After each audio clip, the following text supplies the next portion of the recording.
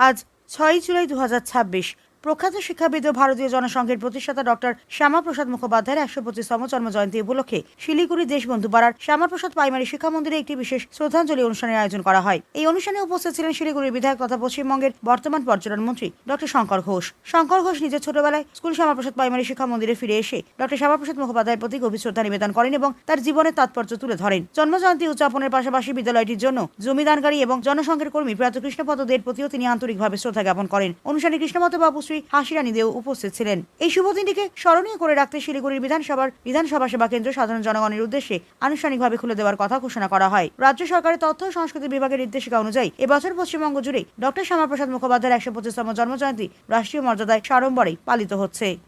যে মানব জীবন আমাদের মনে হয় প্রাণী জগতের সর্বশ্রেষ্ঠ উপহার। অনেক তপস্যায় আমরা মানব জীবন পাই। আমরা যাদের স্মরণ করি, শ্রদ্ধা জানাই, যাদের জন্মবার্ষিকী মৃত্যুবার্ষিকী পালন করি, কোনোদিন কি আমরা ভেবেছি তারা তাদের আত্মত্যাগ, কোন আত্মত্যাগের কারণে তাদেরকে আমরা স্মরণ করি?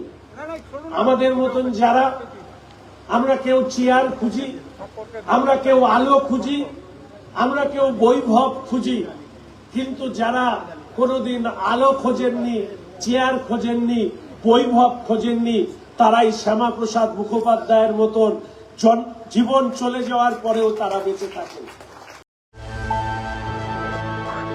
আপনারা দেখছেন সময় বাংলা, সময়ের সাথে সবার পাশে।